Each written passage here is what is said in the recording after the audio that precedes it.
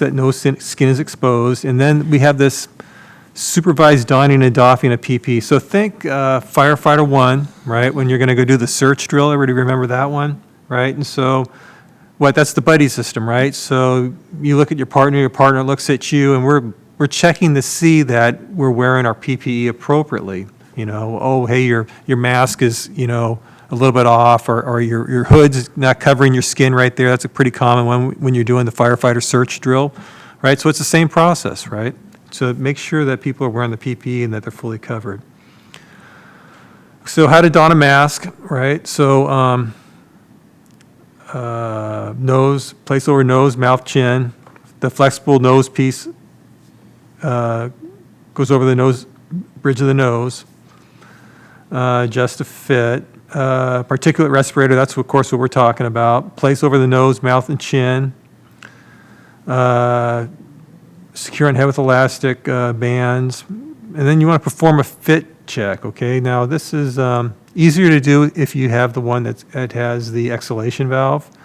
But essentially it's kind of like it's the same, fit chest as you do with your SCBA mask. And you're checking for leakage. So it matters that the particulate respirator fits correctly and you're not leaking around the sides. So eye protection, face protection. We've got this, the eyeglasses, of course, these go straight on. But then we also have this other shield that's in this level 2 kit, and then we're going to show this here later in another video. And that covers a full face shield. Donning a gown, openings at the back, secure at the neck and waist. If your gown's too small on you, you can go front and back. Double glove, right? So, and double glove matters when you're taking your stuff off. And we'll kind of show that here in a little bit. But don your first pair of gloves prior to donning your gown. Gown cuffs go over gloves, and second pair of gloves last. And so extend second pair of gloves over isolation gown cuffs. So you're under and over the gown cuffs. And in hazmat, of course, when you're wearing the gown and the gloves, they tape that right there, but don't do that, okay? I mean, you might think, well, I'm going to give myself a little added protection here. But the problem is when you take that off, you're going to tear. And although these viruses, you're going to tear your suit. And so although these viruses aren't airborne per se, they can be thrown up into the air and kind of and fall out over in about a 6-foot radius, which is why you keep greater than 6 feet away until you're properly got all your PPE on. And so, and as they fall out, they fall into other surface areas, and then can potentially be a pathogen if the concentration is enough, and so forth. And so that's that whole chain of infection, breaking the chain of infection, right? So don't tape the gloves there. It actually makes it harder to get the stuff off. It's not needed. Sequence for removing PPE. So we're going to cover this here in a little bit detail when we show this video. But essentially, it's in the reverse order that it goes on. So, of course, we got the mask, the eyes, the glove, the gown. And it starts, of course, coming off, gown, glove, eyes, mask. Always mask is always first on, last off, because airborne exposures are the greatest distance away from the patient, right? And so that's why that order. How to remove your gloves. So this is important because we don't want to, again, cross-contaminate. So the first piece is you go inside out with that glove, grab the other one inside out off of that, and the video will show that better. Here's a kind of illustration of how to do that, but again, the video is going to show this nicely. Goggles or face shield, of course, it just pulls directly off away from your face. If your hands are exposed to or potentially contaminated, they'll show you some alcohol. Wipe on your hands before you go near your face. And then the gown, of course, just comes off the back, goes inside out, and goes into a red biohazard bag. And then the mask, right? And discard from away from the face. Untie the bottom and the top of the tie, capture it, and drop it. So particulate respirator, again, is the one that we're using. And so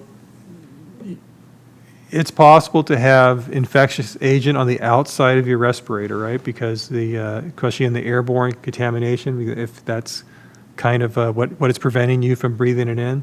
So it would be possible for that to be on the outer parts of your respirator. So when you take that off, you don't want to just, pull it violently away from your face. You want to make sure you do this deliberately and carefully, and close your eyes, don't take a breath, shut your mouth, and drop it away from your face, okay? So you'll see that. You also see people take the gloves off sometimes kind of aggressively like this, just snap as they come off. And again, your gloves are most likely area of contamination, and that's right in front of your mucosal membrane. So gloves are taken off down away from you, right? So think about what you're doing. Like I said, the donning and doffing actually matter, okay? Especially in these certain types of virus types. Some of the characteristics of them make this important. And then hand hygiene. We talked about this a little bit earlier, but washing your hands for the appropriate amount of time. Remember, soap is not a disinfectant. It reduces surface tension. It's the water that washes it away down the sink, right? And also further, if you use the alcohol wipe, the alcohol cleanser, that should be backed up later at your first opportunity with soap and water at a sink, okay? So soap and water is very effective. You just got to do it right. Here's a video.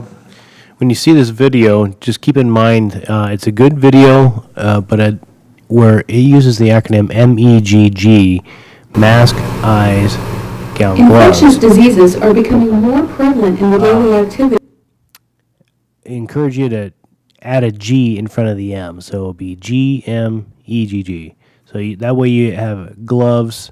You're double gloving, but gloves will be the first thing you put on and the last thing you take off. So add the glove in with this acronym. Of all EMS providers.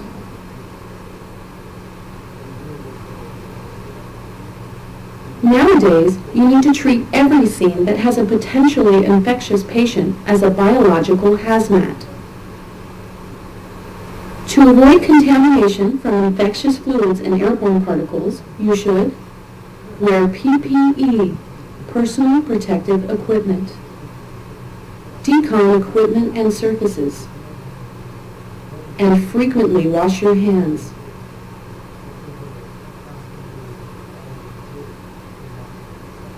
PPE includes fit-tested masks such as N95 and N100 masks, eye protection such as glasses, face shields and goggles, gowns or suits, and gloves.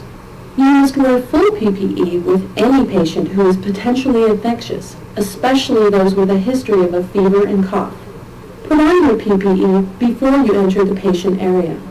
If you encounter an unexpected infectious situation, back out, don PPE, and then proceed.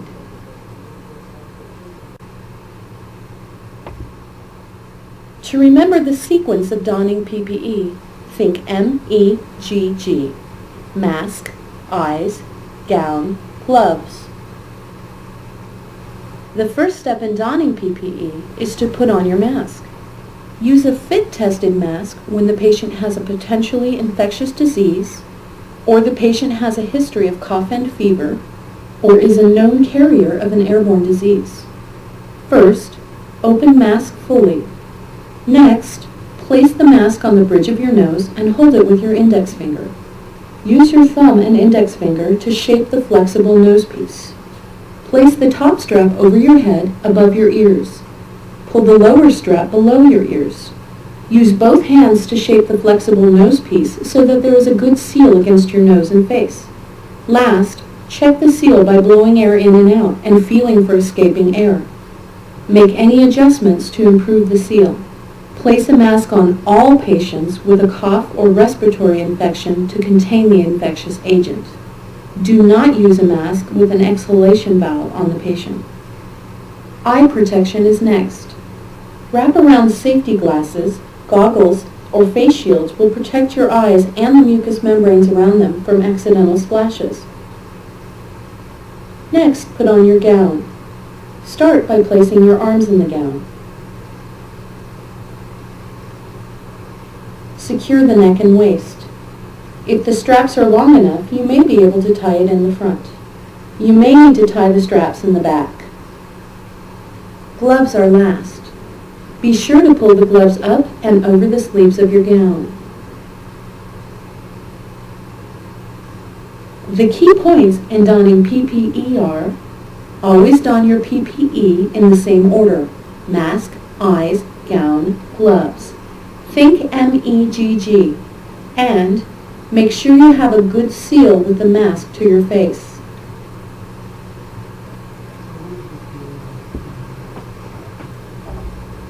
Once you have completed the call and left the area that the infectious patient was in, you should remove your PPE. Don't contaminate yourself taking it off. Just reverse the order that you put it on: gloves, gown, eyes, and mask. Start removing your PPE by removing your gloves. First, pull off the first glove, leaving it inside out. Hold the removed glove in the palm of your gloved hand. Pinch, pull, and roll the second glove over the first, wrapping the first glove inside the second. Both gloves are now turned inside out. Discard the gloves. Next, remove your gown by reaching around and untying or breaking the tie. Grasp the clean cuff and pull your hand inside the sleeve. Do the same on the other side. Pull your arms out while turning the gown inside out. Discard the gown.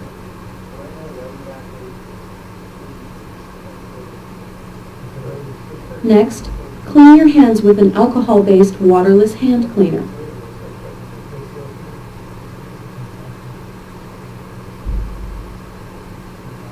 Rub all over your hands for 20 seconds, then let air dry.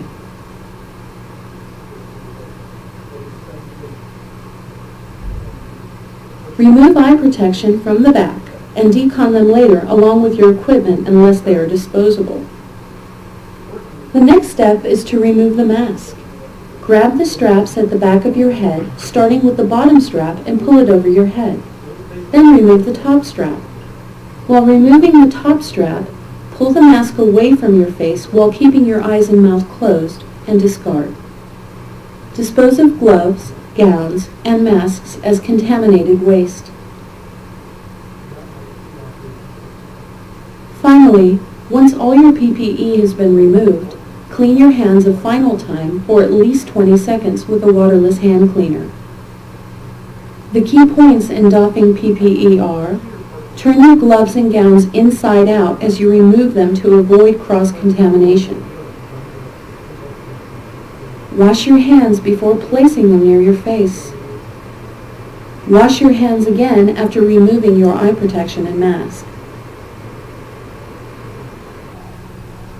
Washing your hands is the single most effective way to prevent the spread of any disease.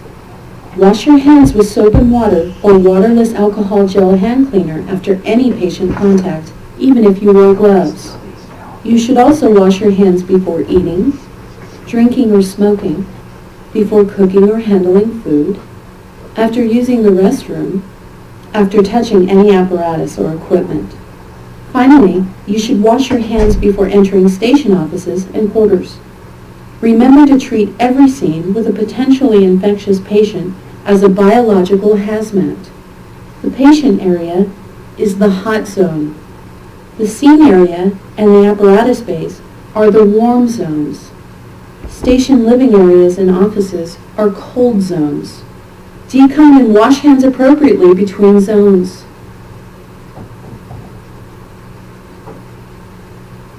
After each call to an infectious patient, you will need to decon everything you touched. Include all equipment that was exposed or cross-contaminated, such as the outside of kits, stethoscopes, radios, AEDs, etc. If you transport, include the inside of your rig, steering wheels, door handles, radio handset, headsets, and gurneys. On scene or at the hospital, wipe down equipment before putting it back in service. Do a more thorough decon at the station as needed or directed by department policy. Wear new gloves while decontaminating equipment. Wear clean eye protection and a mask if there is a splash risk or vapors.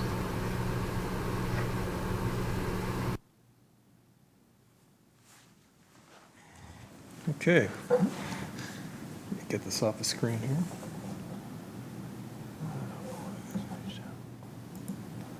Okay.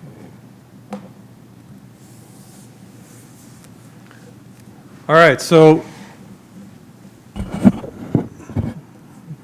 the World Health Organization is where you get the updates on the spread of these pandemics and stuff like that. Of course, right now we've got this Ebola threat, which has kind of tapered down a little bit, but hasn't gone away. And the situation there in West Africa is definitely not under control, but at least in not all the countries. But the World Health Organization is where you get up-to-date information on what's going on there. It's estimated, so right now we're doing this class, it's mid-December, and the spread of Ebola, the number of people who had Ebola in West Africa was 14,000, 15,000, somewhere in that range. And it's been a few weeks since then, so I'm sure it's increased a little bit by then. It did not take off to the extent that it was predicted, but Ebola has been there in Africa for since 1976. It was the first time it was seen, and it comes from eating bushmeat. They're thinking it comes from eating infected monkeys as as the initial exposure. And so anyway, it was isolated, of course, to just these communities, the tribes and so forth, that live in the villages, I should say. So, you'd have incidents of, 7, 10 people die of this horrific disease. It wasn't even identified exactly what it was for several years. And mostly it's because, there's resources taken to investigate those kinds of things. And over time, they finally isolated the Ebola virus. And there had been outbreaks that it would occur for every couple of years. So it hadn't never really gone away, but there would be times where there was no Ebola in Africa. I mean, it was there, but, there was no current cases of it. So fast forward to January 2014, and there's an outbreak of Ebola, and it happens, of course, in these impoverished countries with so limited government resources. And then other variables that come into play are that the capitals of these resources are that's where the government is strong, but as the further you get away from the capital, the government loses its influence. And so limited government resources, limited government ability to intervene. The World Health Organization, for whatever reason, is slow to respond. And this plays out until about September, and the World Health Organization starts putting out some dire predictions. Basically, it's if you don't do something now, if aid is not sent now, this is going to get out of hand. And that's where you saw these, huge estimates of populations affected in West Africa. These estimates by, early 2015, up to 1 million people will be infected.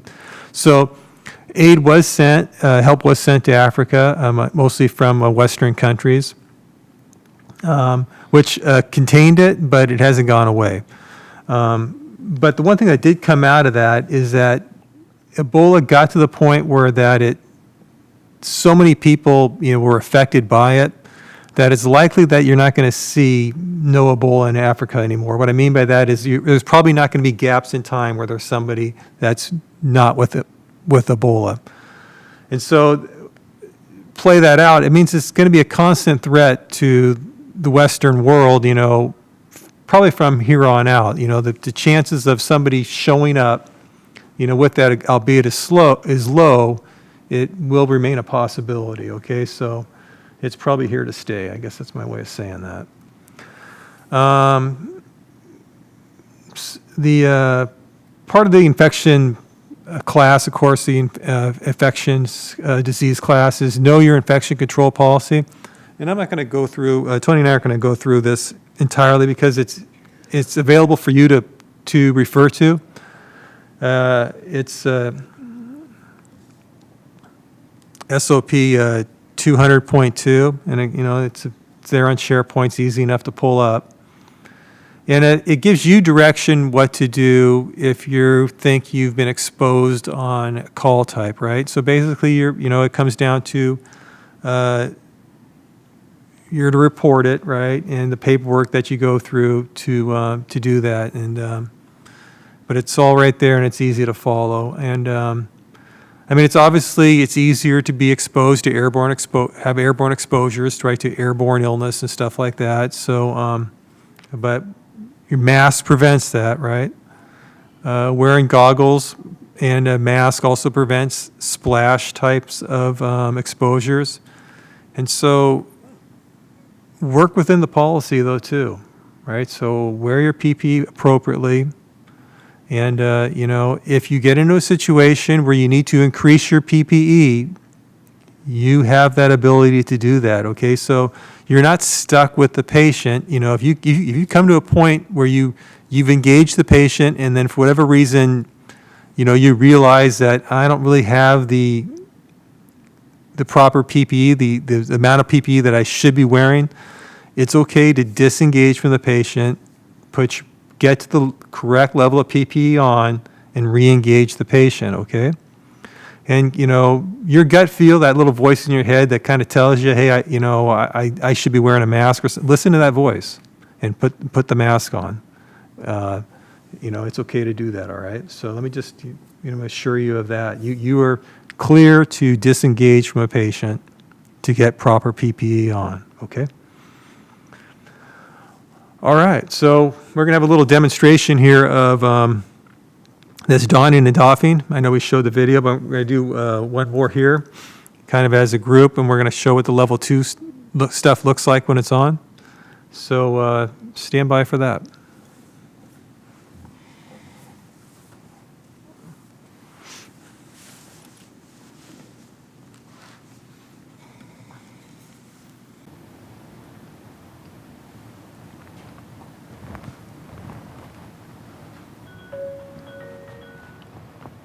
Okay, so this is the part of the class we're going to do a little practical demonstration. And so I'm going to go ahead and don the level 3 EMS PPE that you have in your fanny pack.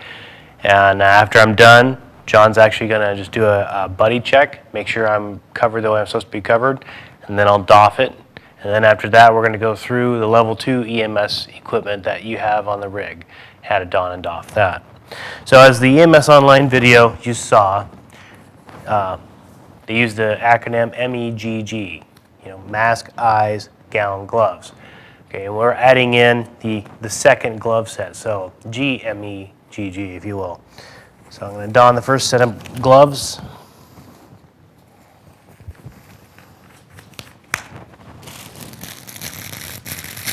Open my mask up.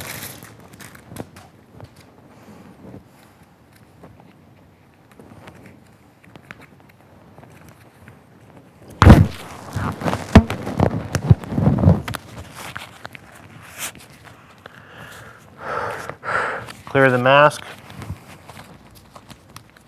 Make sure I got a good seal and it's on neat and tight.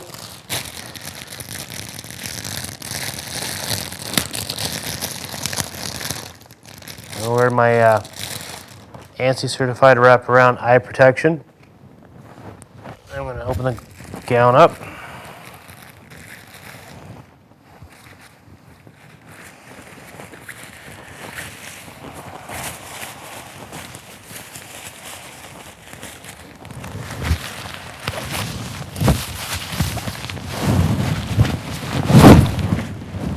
Where the gown has these little thumb holes to help hold the gown in place, so it's encouraged to use those.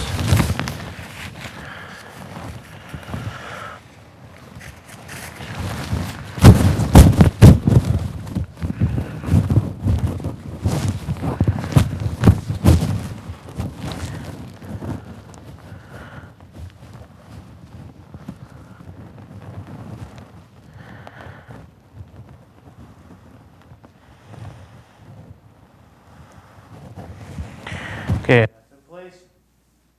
And I have the second set of gloves over the top of the gown.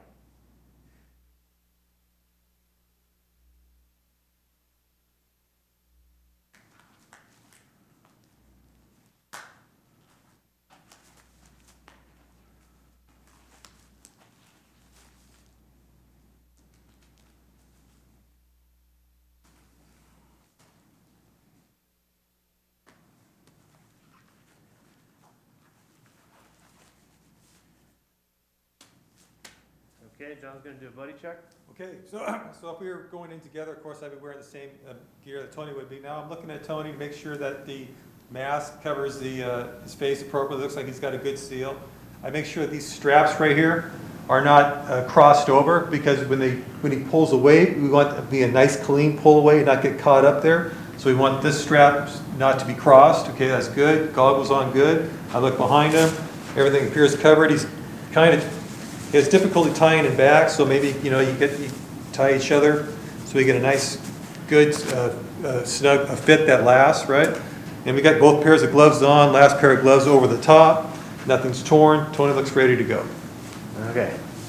So in the doffing, we've run the call, doffing procedure. We've got our bio bag in place, turned inside out. Okay. The first thing I do is going to remove the outer gloves. So do that kind of down. So that way, remember, there we go. Thank Right. you. Good point. Okay. Okay. After I do that, so using the MEGG, so I'm gonna gown. Thank you. All right. So at this point, I'm going to reach back, break the strap, and turn the gown inside out. See, at this point right here, it's important that Tony's got this second pair of gloves on, because the gloves come off first, then gown, and he'd be barehanded right now touching the suit that's potentially have infectious agents on it. So this is where that second pair of gloves comes in handy. All right? Okay, so now I'm going to remove the eye protection, pull it away from my face, set it to the side for disinfection, or if it's completely trashed, just throw them away. Now I'm going to remove the mask. As John said, I'm going to pull away from my face, Close your eyes. close my eyes, then just drop it down in. Then I'm going to remove the last pair of gloves.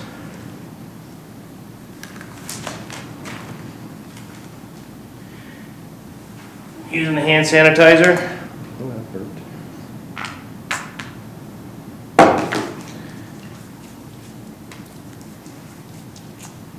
And that's about that.